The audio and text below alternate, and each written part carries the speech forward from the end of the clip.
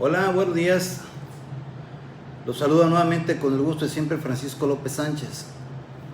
Hoy día 13 de abril del año 2020. Pues seguimos en compás de espera, esperando que pase esa crisis de coronavirus. Pero mientras tanto, si me permiten ustedes y con el ánimo de que puedan o podamos intercambiar o recibir ustedes información respecto a algún tema de interés. Quisiera hablarles a ustedes en relación al juicio de amparo. El juicio de amparo, que es el juicio de garantías que le conocemos. Hay algunos aspectos en la propia ley de amparo que a mí me llaman mucho la atención.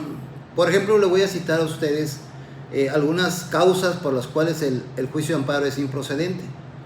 En el artículo 61 de la ley de amparo, en la fracción primera, segunda y tercera de dicho artículo, establece que el juicio de amparo es improcedente contra reformas o adiciones a la Constitución Política de los Estados Unidos Mexicanos. También es improcedente el juicio de amparo contra, fracción segunda, contra los actos o resoluciones emitidos por la Suprema Corte de Justicia de la Nación. Y en la fracción tercera del mismo artículo 61, establece que también es improcedente el juicio de amparo contra actos emitidos por el Consejo de la Judicatura Federal. Es decir, el Poder Judicial, la Suprema Corte en sí es intocable. Las adiciones o reformas a la Constitución Política de los Estados Unidos Mexicanos también son intocables. Quiero partir de la siguiente base. No puede ser admisible que en un sistema democrático de derecho como es el nuestro, que cuando el Poder Legislativo, llámese Cámara de Diputados, Cámara de Senadores, llámese Congreso de la Unión, hayan hecho alguna reforma a la Constitución Federal o hayan realizado alguna adición a la Constitución Federal, no pueda promoverse el recurso de amparo contra esa reforma o esa adición. ¿Por qué razón? Porque en más de una de las ocasiones pueden ser atentatorio contra los derechos fundamentales de los gobernados en México, o bien de los propios extranjeros que están radicando en México. Por otra parte, tampoco puede ser admisible que no exista o no proceda el recurso o el juicio de amparo, mejor dicho, no es recurso, es juicio. No procede el juicio de amparo por la razón de que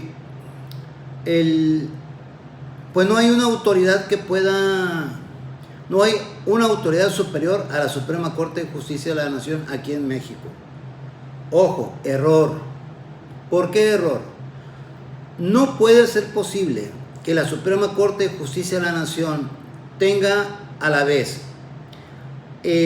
la máxima autoridad, o sea, la máxima autoridad cuando se trate de analizar los aspectos de legalidad de resoluciones dictadas por otras autoridades, o bien también pueda analizar la constitucionalidad de los actos. Es decir, por un lado es quien controla la legalidad en cuanto a la aplicación del derecho, y por otra parte controla la constitucionalidad de todos los actos. Es decir, la Suprema Corte de Justicia tiene megapoderes. Es un poder concentrado del control constitucional. ¿Por qué se dice que es un poder concentrado del control constitucional? Porque la misma Suprema Corte, señores, tiene las facultades para resolver si el juez A, B o C o la autoridad X haya actuado conforme a los lineamientos jurídicos establecidos en las leyes distintas a la Constitución. Normalmente se le conocen como leyes secundarias o leyes ordinarias.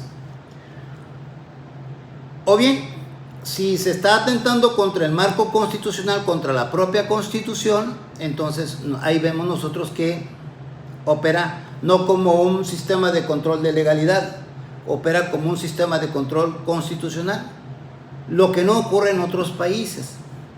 Por ejemplo, en España si ustedes me permiten hacer más o menos y de una manera sencilla la aclaración, en España existe el Supremo Tribunal, que él ve el asunto respecto a los aspectos de legalidad. Pero también tiene otro tribunal que se llama Tribunal Constitucional, distinto al Supremo Tribunal. No son los mismos integrantes. Y en el Tribunal Constitucional se dedican única y exclusivamente a analizar si lo actuado ha sido contrario o no a la Constitución de aquel país. Es decir, a este sistema de control constitucional se le conoce como control difuso. En México se le conoce como un sistema de control concentrado de la Constitución, aun cuando hay tesis de la Corte donde dice que en México es un sistema de control difuso. No es verdad, no es verdad. Y le voy a decir por qué razón. Porque en la tesis que maneja la Corte señala que, si bien es cierto, la Suprema Corte ve los aspectos respecto a la legalidad de los actos de autoridad, también existen los tribunales colegiados de circuito, llámese magistrados que dependen de la Suprema Corte, llámese también los tribunales unitarios de circuito, que también son magistrados que también dependen de la Suprema Corte, llámese también los juzgados de distrito integrados por jueces de distrito que también dependen de la Suprema Corte. Entonces, no puede ser posible que hablemos de un sistema de control difuso del control de la constitucionalidad, porque todos están en la misma línea. Todo el mundo depende de la misma estructura administrativa, que es la Suprema Corte de Justicia de la Nación. Mientras que, por otra parte, en el caso de España, vuelvo a repetirles, encontramos nosotros que el Supremo Tribunal y el Tribunal Constitucional no depende uno del otro, son órganos, son entidades públicas completamente independientes, con patrimonio propio, con estructura pública, con una regulación distinta. Por esa razón es que sería recomendable que aquí en México, y sería muy sano que pudiéramos nosotros contar con un tribunal constitucional independientemente de la Suprema Corte. ¿Para qué? Para que el actuar de la Suprema Corte o del Consejo de la Judicatura Federal, si fuera atentatorio contra la Constitución Política de México, hubiera un tribunal constitucional que pudiera salvaguardar la supremacía constitucional mexicana.